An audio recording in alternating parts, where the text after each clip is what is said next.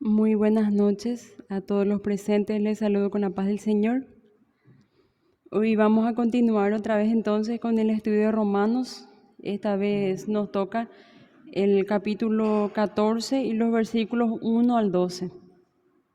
Entonces, recordando un poco lo que dimos en el anterior, ¿verdad? Terminamos aprendiendo que tenemos que tratarnos, ¿verdad? Con amor, revestirnos de Cristo, ¿verdad?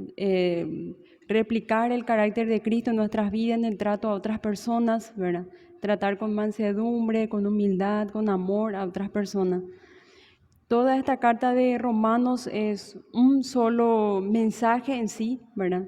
Entonces, como toda carta, cuando uno recibe, lee entonces de principio a fin y todo es un tema uno solo, ¿verdad? No es algo aislado, ¿verdad?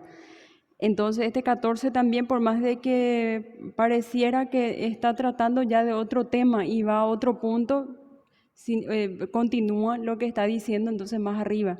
Es un texto entonces que va continuando, que va expresando Pablo a través de esta carta, dando principios bíblicos también a los cristianos en Roma, ¿verdad? Y a nosotros nos sirve el día de hoy.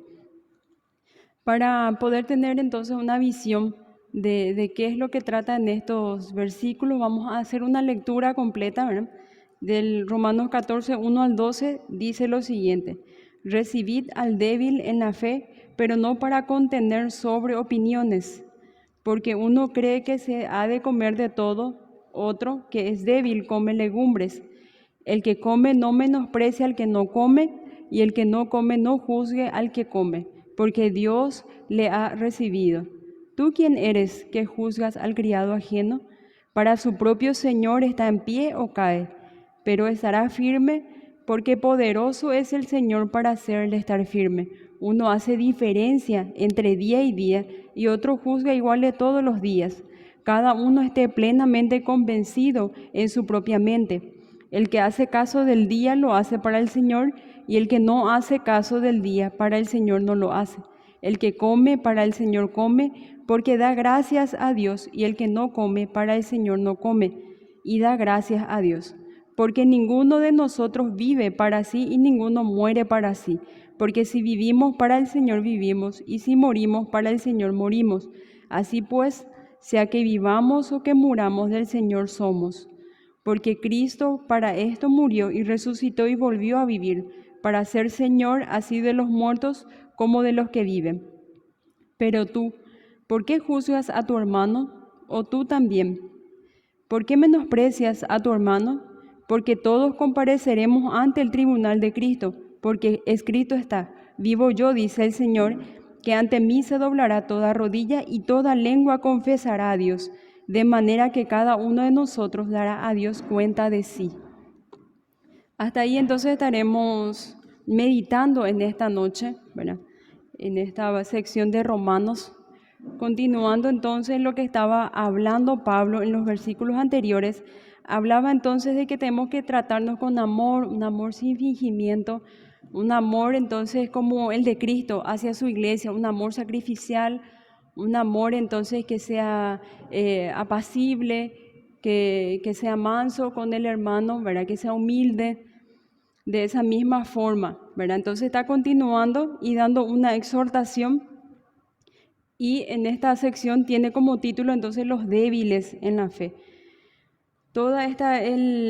Entonces un tema principal del Nuevo Testamento es el poder que tiene el pecado para destruir la salud espiritual y moral de la iglesia, así como del individuo que comete los pecados.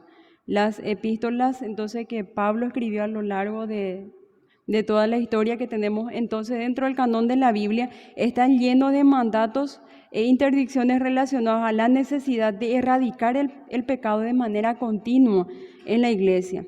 Este es el propósito de tanto disciplina eclesiástica. Siempre va entonces marcando pautas sobre otro, con el propósito entonces de erradicar el pecado y disciplinar a la iglesia y darle una pauta de cómo tiene que comportarse, ¿verdad? Eso vimos nosotros desde el 12 con el título de deberes cristianos, ¿verdad?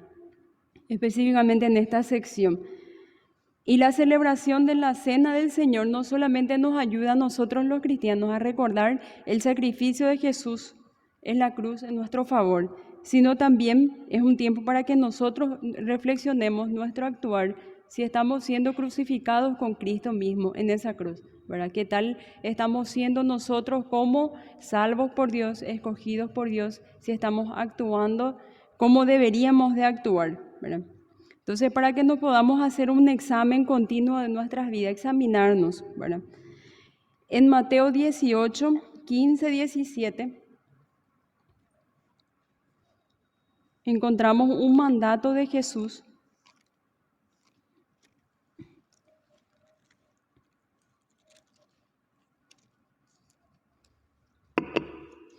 Mateo 18, 15 al 17 tiene como título ¿Cómo se debe perdonar al hermano?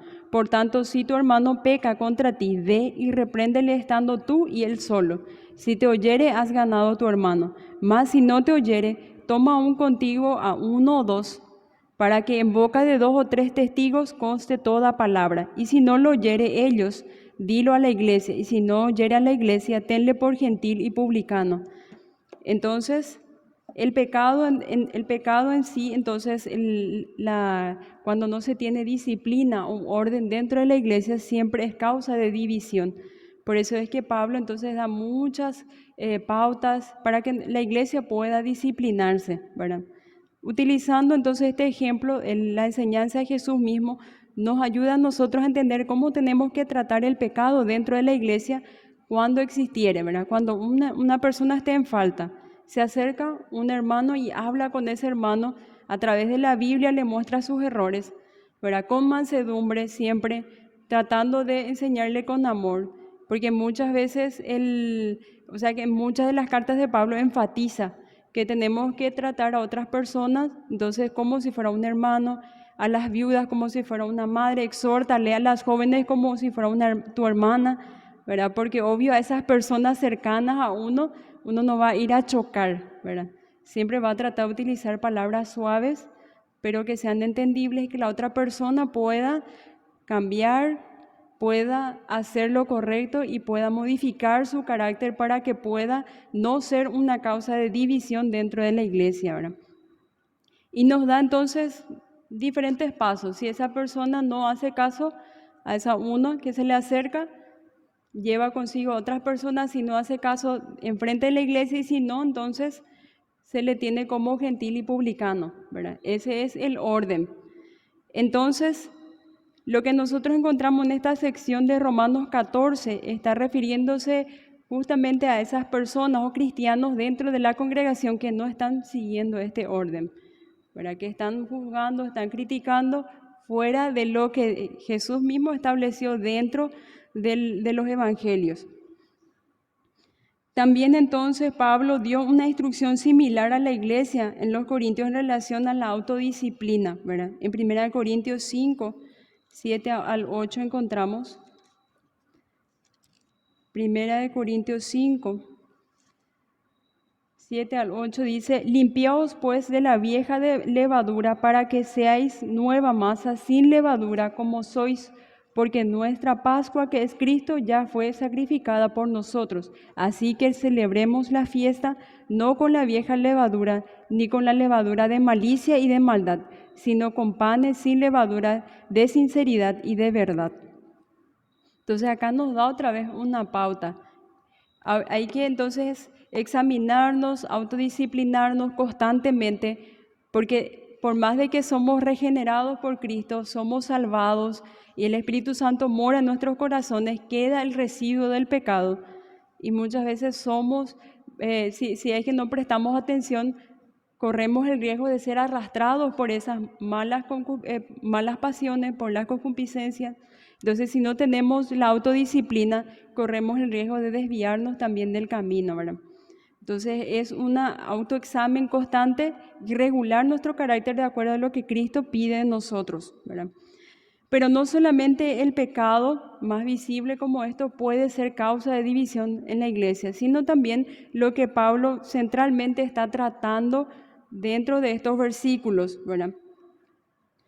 Acá nos dice entonces que el pecado abierto no es el único peligro para la salud y unidad espiritual de una iglesia. Aunque no sean pecados en sí mismas, ciertas actitudes y conductas pueden destruir el compañerismo y la rendición de frutos espirituales, así como entorpecer la obra, el testimonio y la unidad de incontables de congregaciones, como ha sucedido a lo largo de toda la historia de la iglesia. A lo largo de toda la historia de la iglesia. Y Pablo, en muchas de sus cartas, nosotros podemos encontrar muchos ejemplos como que nos ayudan a entender lo que está diciendo acá, ¿verdad?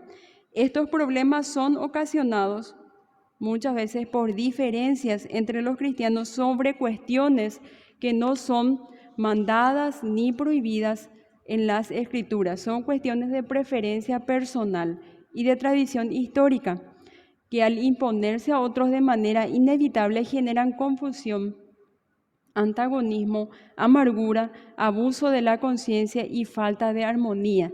Entonces son cuestiones que no están mandadas ni prohibidas dentro de la iglesia, que cuando una persona cree que se tiene que hacer de ese modo y quiere imponer dentro de una iglesia, sí o sí crea fricciones dentro de la congregación y hace entonces que se divida esa congregación.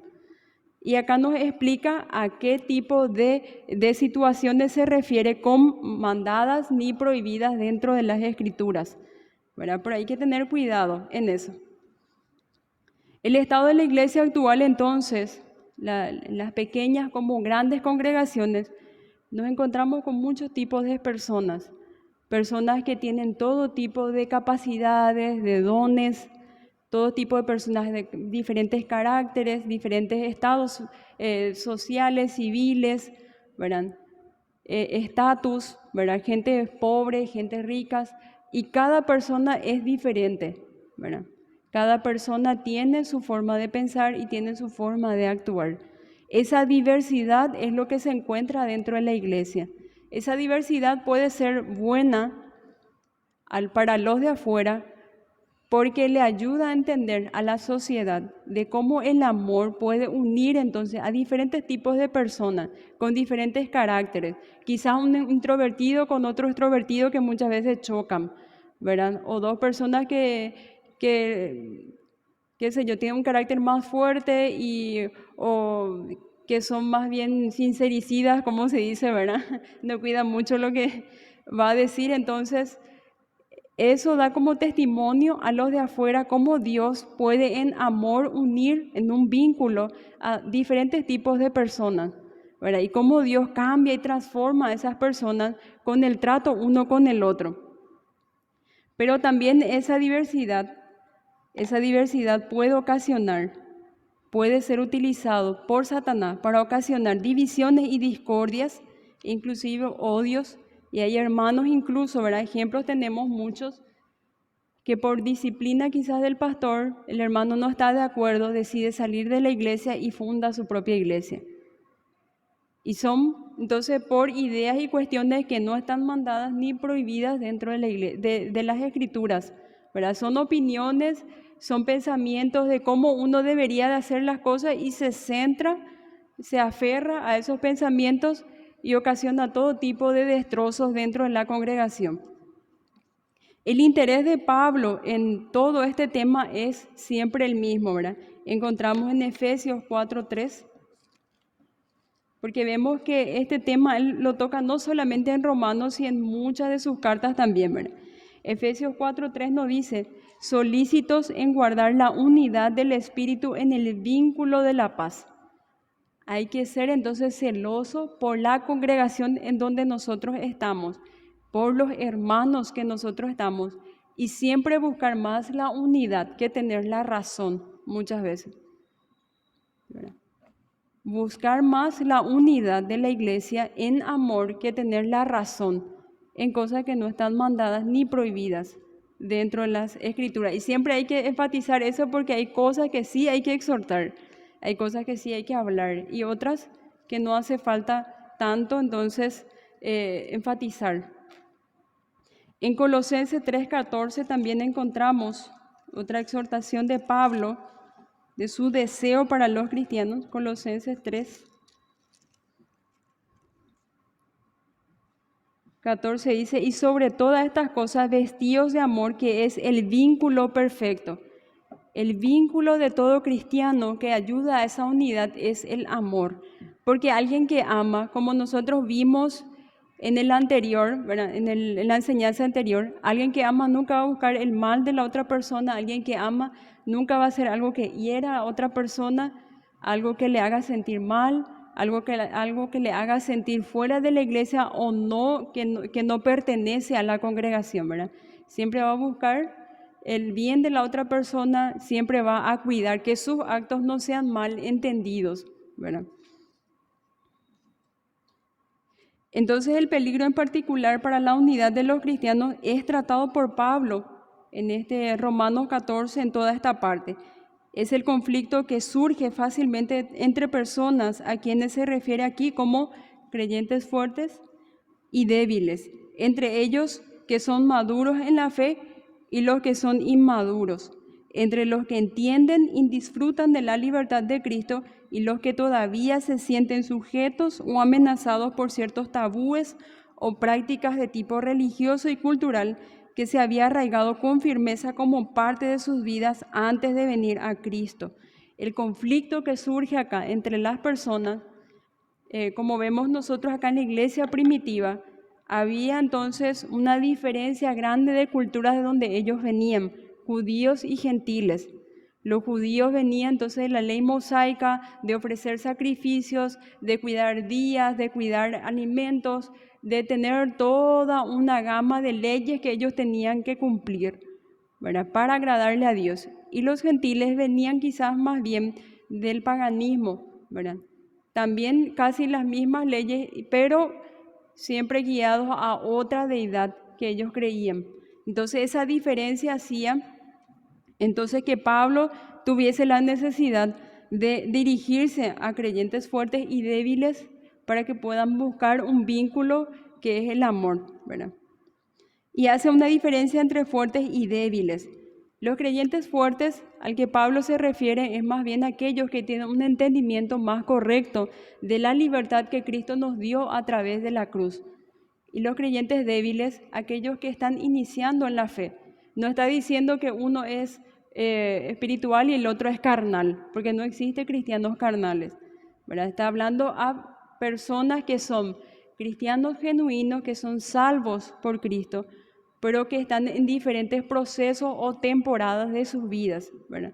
Uno que tiene un conocimiento más correcto y el otro que está empezando a entender, empezando a crecer, ¿verdad? Entonces a ese tipo de personas se está refiriendo, esa diferencia grande que podemos tener dentro de las iglesias y que tenemos hasta el día de hoy, ¿verdad? En la iglesia primitiva, entonces, muchos judíos que vinieron en la fe de Cristo eran incapaces de descartar las leyes y prácticas ceremoniales en las que habían sido enseñados desde su niñez, ¿verdad? Y esta práctica judía también le ocasionó problemas a los gálatas, ¿verdad? A los gálatas, Pablo se refiere específicamente diciendo entonces que esos maestros eran falsos maestros, no eran cristianos genuinos, porque estaba queriendo desviar a los cristianos de Galacia hacia otro Cristo, otra fe, otro espíritu, ¿verdad? Que no era el correcto, porque decía entonces Pablo, le enfatizaba a ellos, ¿verdad? Podemos buscar ese para entender mejor. Gálatas. Entonces, para hacer una diferencia entre a qué se está refiriendo Pablo con cristianos débiles y con los que no son débiles y simplemente no pertenecen a la familia de Cristo. Dice en el 1:6 de Gálatas, dice, estoy maravillado que tan pronto os hayáis alejado del que yo os llamo por la gracia de Cristo para seguir a un evangelio diferente. No que haya otros, sino que hay algunos que os perturban y quieren pervertir el evangelio de Cristo. Esa palabra es importante. Hay otros que quieren entonces pervertir el evangelio de Cristo. Acá estos que quieren pervertir no eran cristianos débiles, eran falsos maestros. ¿Verdad? Entonces los cristianos débiles a quienes se refiere Pablo, ¿verdad? También eran aquellos judaizantes que quizás tenían arraigado mucho la ley mosaica y toda su práctica, pero que sinceramente querían buscar a Dios, sinceramente querían servir a Dios, ¿verdad? Su intención era hacer bien las cosas, pero quizás no de la forma en que debería de ser, ¿verdad? Sino que tenían que conocer mejor y crecer mejor en ese conocimiento, ¿verdad? Los gentiles, ¿verdad? Por otro lado, convertidos, habían salido de prácticas rituales paganos, de falsos dioses, costumbres idólatras de todo tipo, en las que también habían estado muy involucrados, razón por la cual sentían una fuerte aversión hacia cualquier cosa que tuviera hasta la más remota conexión con tales perversidades.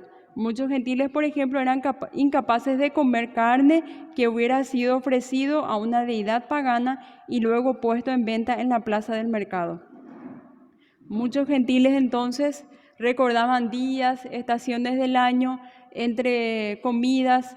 Ellos entonces dejaban de participar en ese tipo de cosas porque les recordaba a su vida pasada, ¿verdad?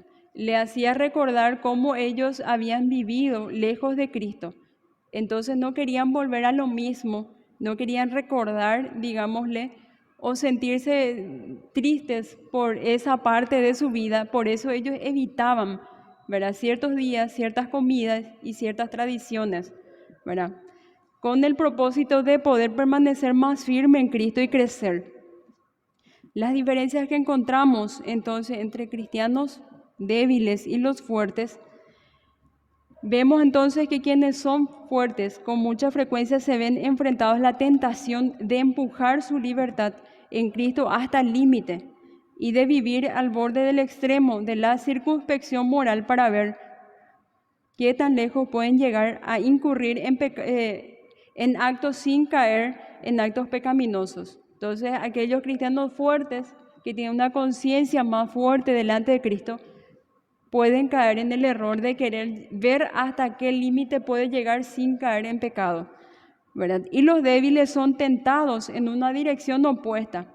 Tienen tanto temor de cometer alguna ofensa de tipo religioso que se rodean de un sinnúmero de restricciones que se imponen a sí mismos. Caen entonces en el otro extremo, se limitan demasiado en las cosas que no hace falta limitarse, ¿verdad? Entonces vive una vida cristiana muy pesada, vive una vida cristiana muy pequeña, ¿verdad?, muy confinada, y no disfruta de esa libertad en Cristo. Otra diferencia, el creyente liberado es tentado a admirar entonces a su hermano como un legalista, ¿verdad?, al creyente débil, como un legalista, como una persona demasiado rígida o restringida como para ser útil al Señor. Entonces mira todas las restricciones que hace este hermano débil como innecesario, entonces capaz Dios no le pueda utilizar tanto porque es una persona rígida, ¿verdad? Y los cristianos débiles, por otro lado, es tentado a pensar por su hermano liberado que es demasiado independiente e indisciplinado, como para servir a Cristo con mucha eficacia, ¿verdad?, o ser utilizado de forma correcta por Dios. La palabra recibid, que empieza entonces en el 14:1, dice recibid al débil en la fe, es un verbo compuesto con el prefijo entonces de pros, que es una proposición para intensificar el verbo básico, lo que convierte una acción en un mandato. No era entonces que Pablo le estaba sugiriendo a ellos lo que tenía que hacer si querés o no querés, ¿verdad? Era un mandato, ¿verdad? Le estaba diciendo, por eso se dirige acá a los fuertes, porque precisamente porque son fuertes van a poder recibir con, digámosle, mejor actitud todo lo que Pablo le estaba diciendo. Y le estaba dando un mandato a este grupo de personas que tengan que recibir a los débiles, ¿verdad? Ellos tenían que primeramente entonces regular su conducta para este grupo.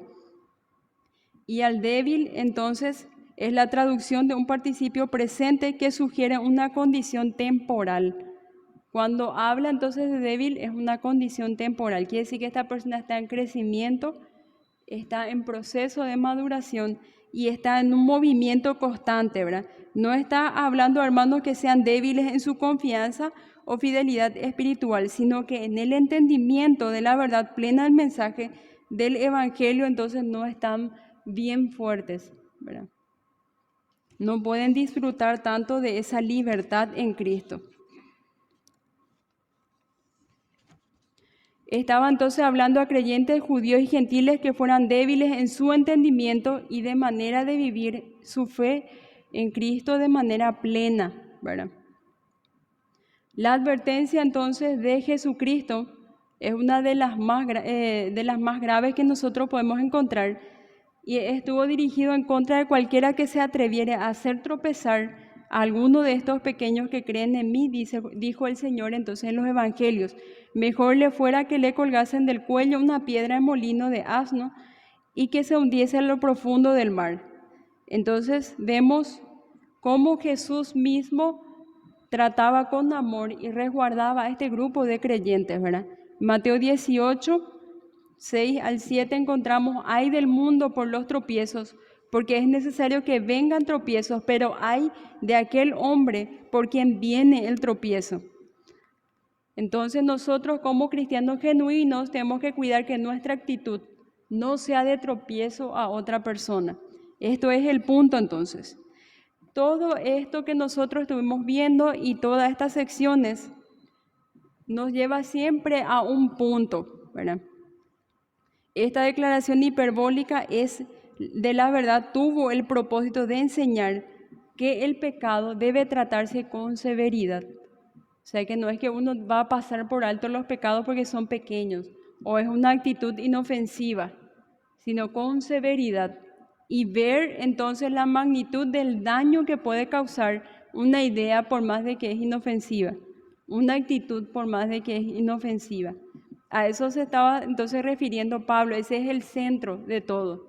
Tratar con severidad el pecado para evitar entonces que pueda ocasionar destrozos o malentendidos, odios o divisiones dentro de la congregación. Entonces nos estaba recordando que el pecado es serio y resulta imperioso emprender cualquier acción que sea necesario para detenerlo. Y encontramos entonces lo que Jesús dijo en Mateo 18 acerca de qué tipo de severidad o de trato tenemos que tener con el pecado, ¿verdad? Mateo 18.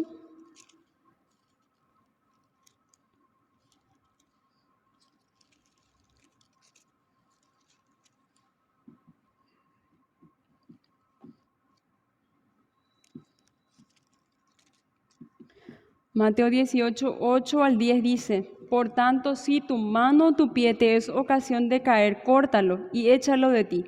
Mejor te es entrar en la vida cojo o manco que teniendo las dos manos o dos pies y ser echado en el fuego eterno.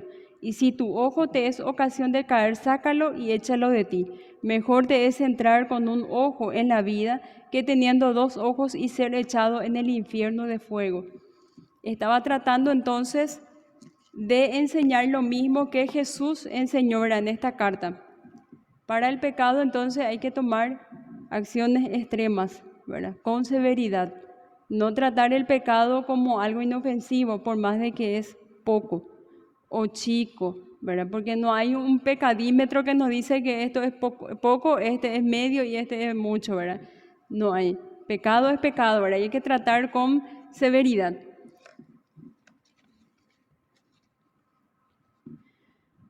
Entonces podemos decir, ¿verdad?, que vemos dos grupos de personas, los creyentes fuertes y los creyentes débiles. Pero tenemos que concluir en algo: cualquiera sea nuestra posición delante de Dios o cualquiera sea nuestra fortaleza espiritual, proviene del Señor. El Señor hace entonces que el creyente sea fuerte, que se mantenga y que tenga esa seguridad en Cristo, ¿verdad? Solamente Él nos ayuda a mantener. Cuando nos volvemos orgullosos y satisfechos con nosotros mismos, el Señor puede tener a bien quitarnos esa parte de la fortaleza y bendición con el propósito de recordarnos cuán débiles somos todos los creyentes en nosotros mismos. Entonces, esto es un recordatorio para los que son fuertes. Esa fortaleza que uno tiene mental, de fe, de convicción en Cristo, es de parte de Dios. Nosotros mismos no podemos tener esa fortaleza.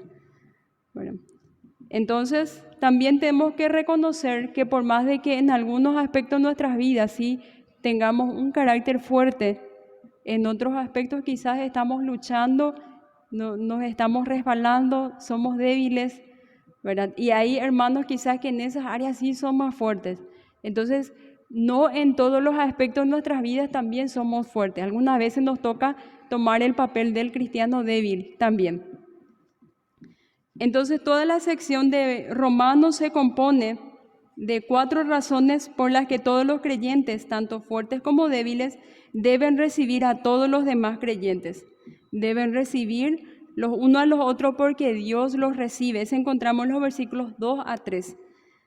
También en el versículo 4, porque Dios es, el Señor es el que sustenta a cada creyente. En los versículos 5 al 9 encontraremos porque el Señor es soberano sobre cada creyente. Y en el 10 al 12, porque solo el Señor será quien juzgue a cada creyente. Toda esta sección entonces es lo que estaremos estudiando. El primer versículo nos dice entonces, recibid al débil en la fe, pero no para contener sobre opiniones, porque uno cree que se ha de comer de todo, otro que es débil come legumbres. El que come no menosprecia al que no come, y el que no come no juzga al que come, porque Dios lo ha recibido. La primera razón, entonces, de que todos los creyentes tienen que recibir a los demás es porque Dios les recibe. Bueno, el primer ejemplo de libertad se da con relación al derecho que todo cristiano tiene de comer de todo. Pablo mismo decía entonces, todo me es lícito, pero no todo me conviene, ¿verdad? El Evangelio del Nuevo Pacto en Jesucristo no incluye restricciones en cuanto a ceremonias, dietas, sean de tipo mosaico o de cualquier otro. Y ese ejemplo encontramos entonces en otra carta de Pablo a Primera de Timoteo 4, 1 al 3. Primera de Timoteo 4, 1 al 3 dice, pero el Espíritu dice claramente que en los postreros tiempos algunos apostatarán de la fe, escuchando a espíritus engañadores y a doctrinas de demonios, por la hipocresía de mentirosos que, teniendo cauterizada la conciencia, prohibirán casarse y mandarán abstenerse de alimentos que Dios creó, para que con acción de gracias participen de ellos los creyentes y los que han conocido la verdad. Este versículo 3 es clave. Mandarán entonces a abstenerse de alimentos que Dios creó para que con acción de gracias participen de ellos los creyentes. Entonces, todo este nuevo pacto no incluye ningún tipo de restricciones. Y esto mismo tuvo que entender Pedro, que luego de haber estado en un ministerio, haber vivido con Jesús, haber participado con Jesús, ver sus milagros, escuchar sus enseñanzas de primera mano, también le costó entender y tuvo que ser confrontado por Dios para entenderlo a través de una visión, ¿verdad? En Hechos 10, 15 al 16 encontramos.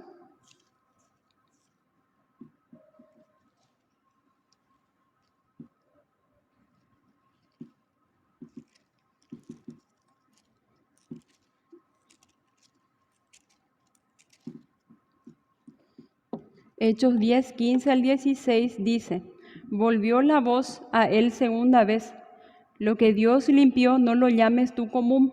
Esto se hizo 3 veces y aquel lienzo volvió a ser recogido en el cielo.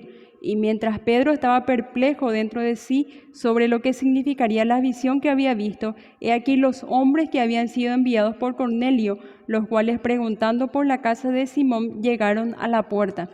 Entonces esta era una visión de Pedro, de que en un lienzo se le ponía todo tipo de animales que en Levítico Dios había prohibido al pueblo judío que consumiesen. Y Dios le dice entonces que tomara de esos alimentos y se alimentara, comiera de ellos. Y Pedro rechazó. Y la enseñanza de Jesús nosotros encontramos, o sea que de Dios para Pedro encontramos en esta parte que nosotros leímos. No llames tú impuro algo que Él purificó.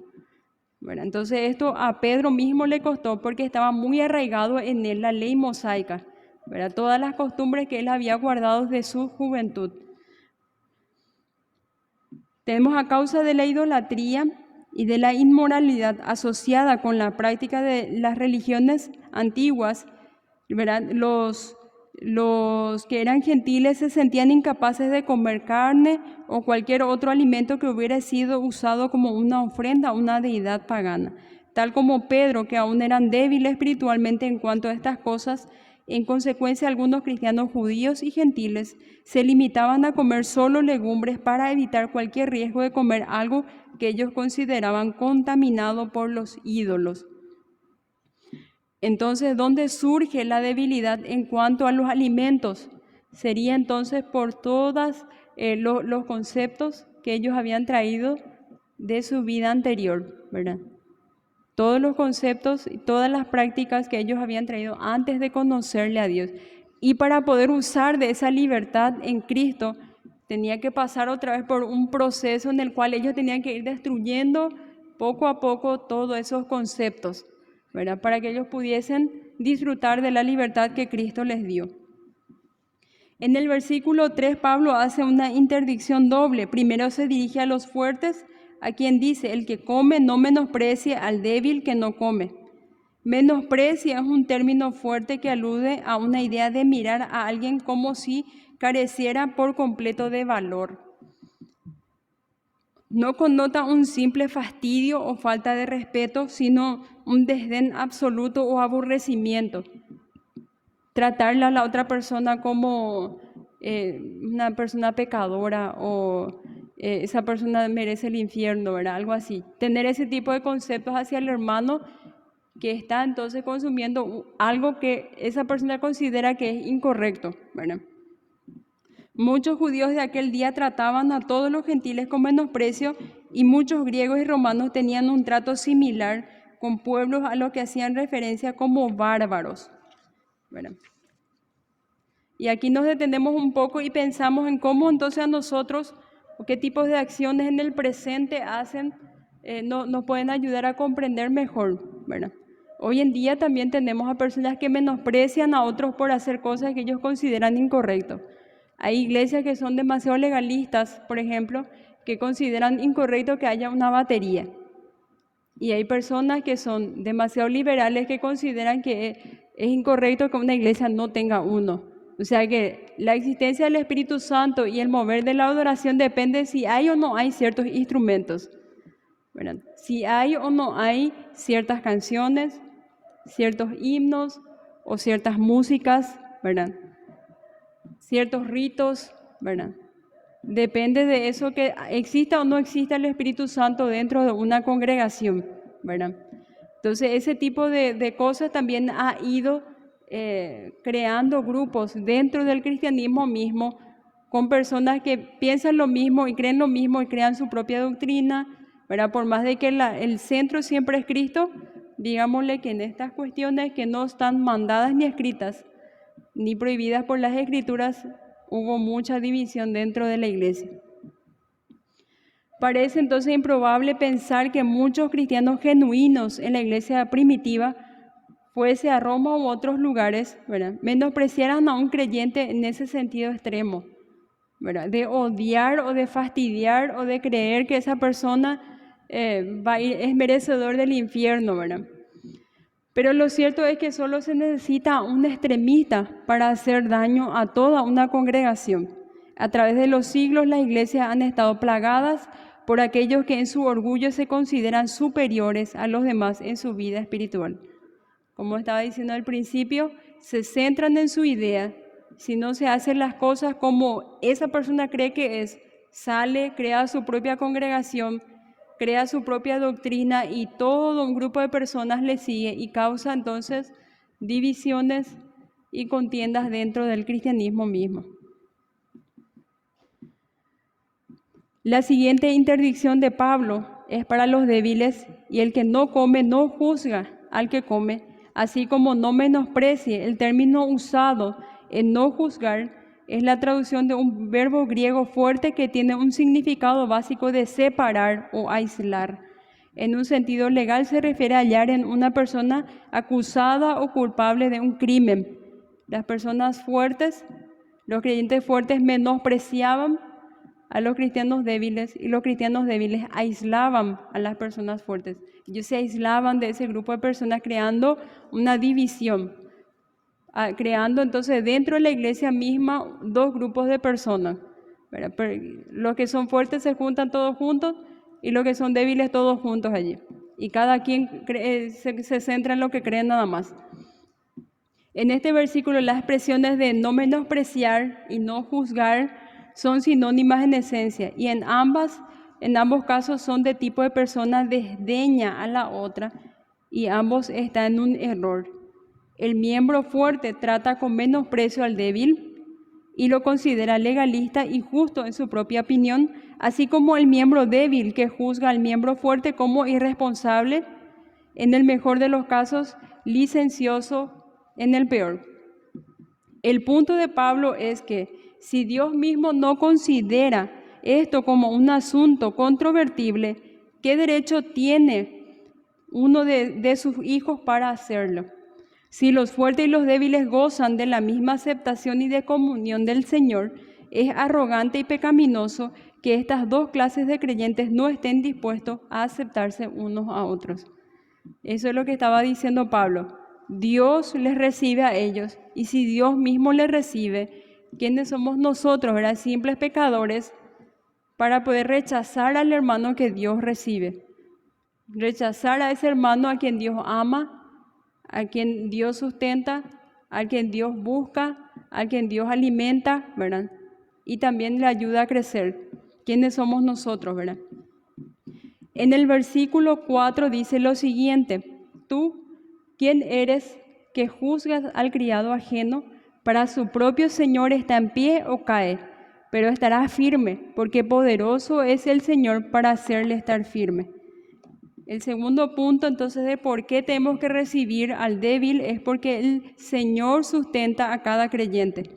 El Señor entonces sustenta. Todos somos débiles en algún sentido, de que todo lo bueno y justo que nosotros poseemos es un regalo de Dios, nunca el producto de nuestra propia sabiduría y esfuerzos.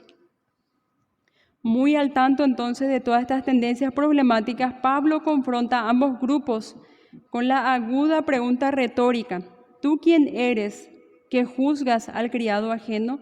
¿Y qué derecho tiene cualquiera de ustedes, sea maduro o inmaduro, bien enseñado o con poca instrucción, para juzgar al criado ajeno, en especial cuando se trata de un hermano que también es criado y siervo de Jesucristo?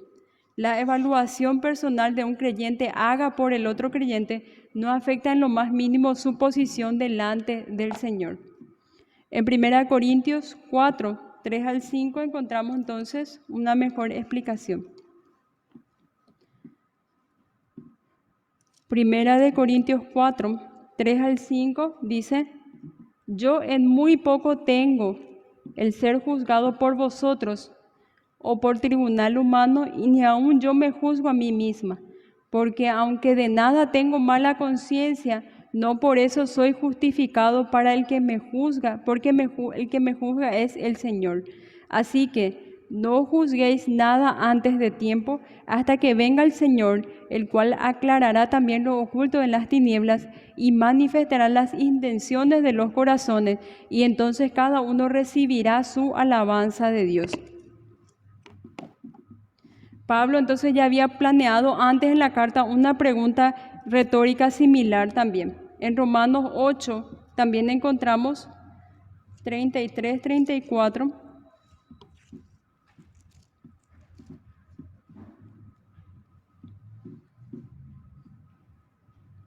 ¿Quién acusará a los escogidos de Dios? Dios es el que justifica. ¿Y quién es el que condenará? Cristo es el que murió, más aún el que también resucitó, y el que además está a la diestra de Dios, y el que también intercede por nosotros. ¿Quién pues nos separará del amor de Cristo? ¿Tribulación o angustia, persecución o hambre, desnudez, peligro o espada? Entonces, una pregunta también que habla Pablo aquí. En todas sus cartas es un escrito solo, ¿verdad? Dios es el que va a juzgar al creyente. Dios es el que sostiene a ese creyente. Y ese creyente débil está en ese proceso de crecimiento y el Espíritu Santo está trabajando en su vida. Entonces, el tipo de crítica que nosotros hagamos al hermano nunca debe de ser para poder echarle a ese hermano, rechazarle a ese hermano o aislarle de un grupo, ¿verdad? Si es que tenemos algo contra el hermano, tenemos entonces lo que habíamos leído de Mateo, ¿verdad? Si tenemos algo en contra del hermano, ir a hablar con ese hermano con amor, pero nunca que nuestras palabras sean para poder menospreciar al otro o hacerle quedar mal al otro, ¿verdad? Porque Dios mismo es el que sustenta. Dios es el entonces que a través del Espíritu Santo está haciendo esa obra que nosotros leímos en Romanos 8, ¿verdad? A los que aman todas las cosas le ayudan a bien, y dice porque lo que antes conoció, a estos también predestinó, a los que predestinó a los que predestinó a estos también llamó, decía entonces, y todo ese proceso de salvación, ¿verdad? Este creyente débil, por más de que quizás en algunas cosas esté un poco rígido y no disfrute tanto esa libertad, está en ese proceso de ser liberado por Dios. Está en ese proceso de salvación y de santificación constante. Entonces, tenemos que volver otra vez lo que Pablo estaba diciendo en Romanos 13, ¿verdad? Tratar a todos los demás con amor, con mansedumbre, con el carácter de Cristo, ¿verdad? Tenemos entonces también en los versículos 5 al 9, otro punto, el Señor es soberano para cada creyente. 5 al 9 dice, uno hace diferencia entre día y día y otro juzga igual de todos los días. Cada uno esté plenamente convencido en su propia mente. El que hace caso del día lo hace para el Señor, y el que no hace caso del día para el Señor no lo hace. El que come para el Señor come porque da gracias a Dios, y el que no come para el Señor no come y da gracias a Dios, porque ninguno de nosotros vive para sí y ninguno muere para sí. Pues si vivimos, para el Señor vivimos, y si morimos, para el Señor morimos.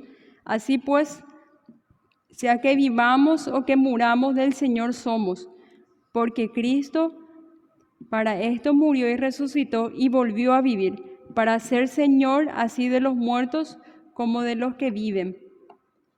El Señor entonces es soberano sobre cada creyente. La tercera razón entonces para poder recibir al débil. Bien sea fuerte o débil, un creyente sincero se siente libre o no de hacer ciertas cosas movidos por una sola cosa, agradar a su Señor. Si hace o no hace algo, si respeta o no respeta días, ¿verdad? Y cuando hablamos de días, generalmente nos viene a la cabeza los sabatistas, ¿verdad? Que muchas veces condenan a los cristianos porque no guardan el sábado, ¿verdad? Entonces, ellos tienen la intención de poder agradar a su Señor. Nosotros que no guardamos y no consideramos que necesariamente tenemos que realizar como pedía en Levítico el guardar el sábado, para nuestro Señor también lo hacemos, ¿verdad? Para agradarle. Ninguno de los dos es más o menos espiritual o fiel a causa de sus convicciones con respecto a prácticas, como las discutidas con anterioridad. Ser fuerte en este sentido no es sinónimo de ser espiritual, y ser débil no es sinónimo de carnal, ¿verdad? El problema en la iglesia de Roma, tal como sucede en muchas iglesias en la actualidad, entonces era que algunos creyentes de ambas persuasiones se creían más espirituales que otros, a quienes consideraban más carnales, ¿verdad? Algunas congregaciones en nuestra actualidad también creen que algunas son más espirituales y otros más carnales, especialmente esas congregaciones pentecostales que creen que sí o sí se tienen que hablar en lenguas dentro de su congregación, o si no, no hay ese mover del Espíritu Santo. Entonces cree que los que son presbiterianos son muy fríos y no tienen el Espíritu Santo dentro de su congregación, o los que son bautistas, porque no tienen la misma práctica. Y eso no significa que los presbiterianos, ¿verdad?, sean más carnales o menos espirituales, y los pentecostales sean más espirituales, ¿verdad?, o más cerca de Dios, ¿verdad? No es así. El propósito integral de Pablo en estos versículos y el contexto general entonces de todo lo que nosotros encontramos en Romanos 14, desde su primer versículo hasta el 15, capítulo 15 hasta el 13, entonces es librar a los creyentes de esas nociones falsas que causaban división entre ellos y destruían su crecimiento espiritual. porque lo que hace entonces este tipo de convicciones y de ideas dentro de la iglesia es detener el crecimiento espiritual entonces de cada creyente, porque se centra más en lo que su hermano hace o no hace y no se centra tanto en su relación con Dios, ¿verdad? Se centra más en buscarle un defecto al que está al lado que en su propio error y crecimiento espiritual, ¿verdad? Su primer ejemplo tiene que ver con la importancia y observancia religiosa de ciertos días. El apóstol continúa dirigiéndose a creyentes tanto fuertes como débiles, notando que uno, el débil, hace diferencia entre día y día, mientras que el otro, el fuerte, juzga igual de todos los días. Dentro del contexto histórico, entonces, para los judíos el día de reposo no solo se refería al séptimo día de la semana, el día para el descanso y la adoración, sino también una serie de otros días y periodos que eran objeto de veneración y observancia estricta. Algunas religiones paganas también veneraban ciertos días o temporadas. Bueno, entonces algunos, los que eran judíos generalmente, cuando se convirtieron recién al cristianismo y empezaron a seguir el Evangelio de Cristo, traían todavía consigo muchas de los ritos, ¿verdad? Del Levítico, de la ley mosaica, traían mucho consigo. Entonces ellos querían imponer también sus ideas a los gentiles que no tenían esa práctica, ¿verdad? Que no estaban acostumbrados a guardar esos tipos de días, ¿verdad? A abstenerse de alimentos o de bebidas que el Levítico mandaba abstenerse, ¿verdad? Encontramos entonces, para poder entender mejor, Pablo amonestó así a los creyentes colosenses. En Colosenses 2:16 dice: por tanto, nadie os juzgue en comida o en bebida, o en cuanto días o fiestas, luna nueva o días de reposo. El apóstol no les aconsejó que abandonaran o siguieran tales costumbres, sino más bien les recordó a sus lectores su no importancia. Se trataba de cosas que apenas son sombra de lo que han de venir, pero el cuerpo que lo sustenta todo es Cristo. Bueno, en Colosenses 2, 16 y 17.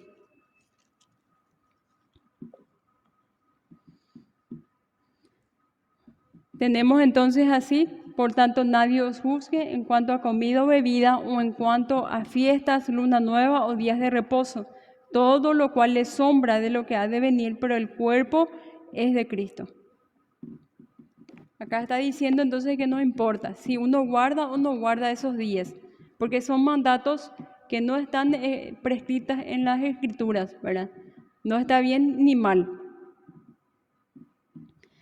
En otras palabras, el apóstol en la iglesia de Galacia, entonces en Gálatas 4, 9 al 10, dice: en este respecto fueron mucho más fuertes, debido a que algunos creyentes estaban regresando, o sea que estaban otra vez yéndose al otro extremo, ¿verdad? Ellos guardaban esos días, guardaban esos meses, ¿verdad? Y llegaron al otro extremo, ¿verdad? Estaban regresando a las costumbres y rituales que ya se había considerado que se habían liberado. Pablo le preguntó: ¿cómo es que os volvéis de nuevo a los débiles y pobres rudimentos a los cuales os queréis volver a esclavizar? Guardáis los días, los meses, los tiempos y los años. Entonces tampoco hay que caer en ese error de tratar de volver otra vez a la vida antigua, ¿verdad? Es obvio que la palabra mente, entonces, del que habla acá en las Escrituras, ¿verdad?, incluye el corazón, la conciencia, las convicciones y los motivos más profundos que tenemos. Delante de Dios no es cuestión de observancia o no observancia de esos días, sino la intención con el que lo hacemos. El hermano débil y sincero no hace caso al día y lo hace para el Señor.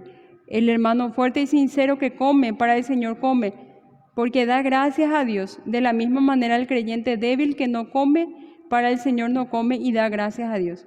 En cuestiones que no sea objeto de mandato ni prohibiciones específicas de las Escrituras, es siempre incorrecto ir en contra de la conciencia, porque nuestra conciencia representa lo que en realidad creemos que es correcto. En Romanos 14, seguro que a otro hermano le va a tocar explicar, Pero adelantándonos un poquito, en Romanos 14:22 dice: tienes tu fe, tenla para consigo delante de Dios. Bienaventurado el que no se condena a sí mismo en lo que aprueba. Pero el que duda sobre lo que come es condenado porque no lo hace con fe. Y todo lo que no proviene de fe es pecado. Entonces, en estas cuestiones de mandatos que no son prohibiciones de parte de Dios, que no importa tanto, uno tiene que hacer lo que le dé esa libertad y esa paz delante de Dios de que está haciendo lo correcto. No ir en contra entonces de su conciencia, ¿verdad? No ir en contra de sus convicciones personales, ¿verdad? Y en este caso entonces le advierte a los hermanos, a los cristianos fuertes, a que no traten de convencer o de llevar o arrastrarle a los débiles a que ellos hagan lo mismo que ellos, ¿verdad? Porque quizás los hermanos débiles que sí tienen la observancia de ciertos días, privaciones de alimentos o de bebidas, se siente en paz con esas prohibiciones, esas restricciones, y se siente bien delante de Dios, ¿verdad? Siente que está cerca de Dios. Pero los que son fuertes entonces tienen que no caer en ese error de tratar de arrastrarles a ellos a la fuerza a que hagan lo mismo, ¿verdad?, que ellos. Cuando Pablo estuvo delante del Sanedrín, el Supremo Consejo Judío de Jerusalén declaró, en Hechos 23:1 tenemos varones hermanos, yo con toda buena conciencia he vivido delante de Dios hasta el día de hoy. A la luz del pasaje de 1 Corintios que acabamos de leer entonces, y de muchos otros escritos que había escrito Pablo, ¿verdad? Pablo no solo estaba confesando que no era culpable de comprometer su propia conciencia, sino que también era inocente de haber ocasionado que otros creyentes comprometieran sus convicciones. Lo más importante entonces en toda esta sección es que no tratemos de ser tropiezo a otra persona ni arrastrarle hacia nuestras ideas a otras personas. Cada quien en estas cuestiones que no están prohibidas ni mandadas en las Escrituras, ¿verdad?, que no importan tanto, cada quien tiene que hacer de acuerdo a su convicción personal, ¿verdad? Y siempre recordar lo siguiente: bienaventurado será aquel entonces que no se condena a sí mismo por lo que aprueba. Bienaventurado aquel entonces que se siente libre, en paz delante de Dios por las decisiones que toma, por los lugares a quienes decide ir, ¿verdad?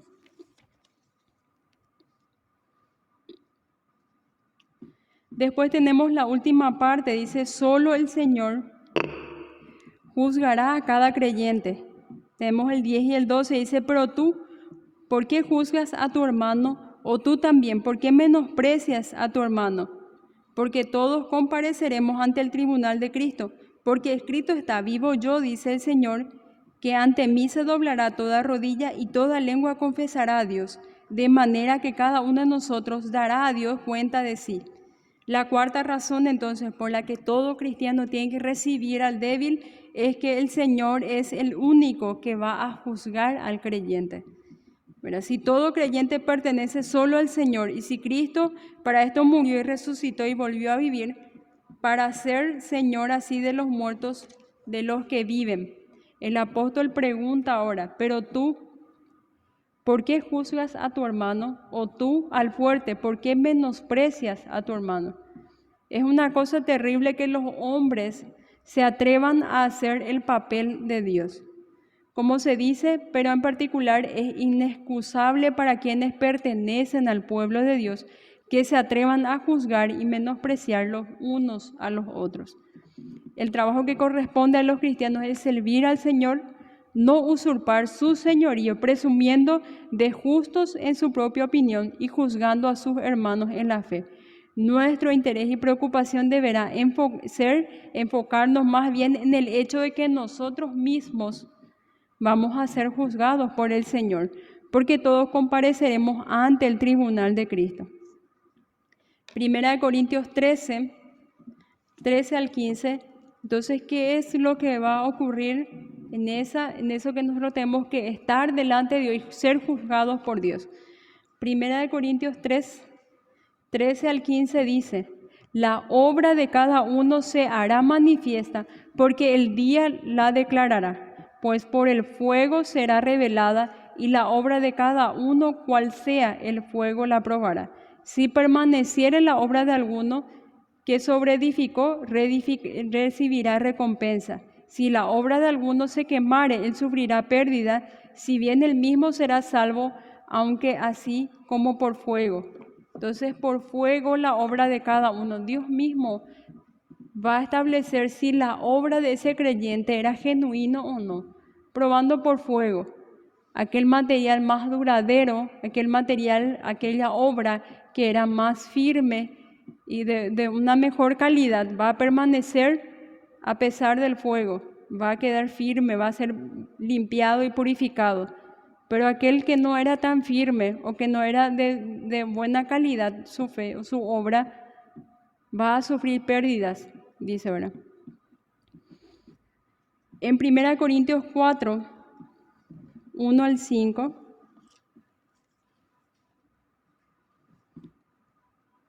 así que pues tengamos los hombres por servidores de Cristo y administradores de los misterios de Dios. Ahora bien, se requiere de los administradores que cada uno sea hallado fiel. Yo en muy poco tengo del ser juzgado por vosotros o por tribunal humano, y ni aun yo me juzgo a mí mismo. Porque aunque de nada tengo mala conciencia, no por eso soy justificado, porque el Señor que me juzga es el Señor. Sí. Pero el que me juzga será el Señor. Nosotros podemos tener una limpia conciencia y paz delante de Dios, pero esa limpia conciencia y paz delante de Dios lo va a establecer Dios si es real o si es irreal. Bueno, nuestra responsabilidad no es juzgar, despreciar, criticar o menoscabar de cualquier manera a nuestros hermanos y hermanas en Cristo. No vamos a ser llamados por nuestro Señor a rendir cuentas por los pecados de otras personas, sino que cada uno de nosotros dará cuenta a Dios de sí mismo, de las cosas que ha decidido, de las cosas que ha aprobado, de la forma en que vivió su fe cristiana. De eso dará cuenta a Dios. Entonces, en cuestiones de hacer o dejar de hacer ciertas cosas para ser más o menos espirituales, nosotros no tenemos por qué juzgar a otras personas, criticar o menoscabar, ¿verdad? Siempre tenemos que ir por nuestra conciencia, ¿verdad? Si el Señor nos trae paz haciendo ciertas cosas, nos mantenemos allí. El Señor quizás en su soberanía, en su gracia, en su misericordia nos muestre lo que estamos haciendo mal y nos saque de allí, ¿verdad? Pero nosotros, los que son más fuertes y ven errores en otros, no tienen que criticar al hermano. Pero sí, cuando se trata de cuestiones como el pecado o malas actitudes, tenemos entonces las palabras del Señor Jesucristo, tenemos que juzgar con justo juicio, la tenemos que juzgar de acuerdo al orden establecido por las Escrituras, siempre en base a la Escritura y siempre teniendo el amor como centro, que es el vínculo perfecto y que cubrirá multitud de pecados, nos dice. Entonces, en toda esta primera sección de Pablo nos explica acerca de los hermanos fuertes y los débiles. Y esto va a seguir entonces explicando Pablo también en los siguientes versículos. Quizás a otro hermano le toque entonces profundizar. Así que hasta aquí llegamos nuestro estudio el día de hoy. Espero que sea de bendición para ustedes.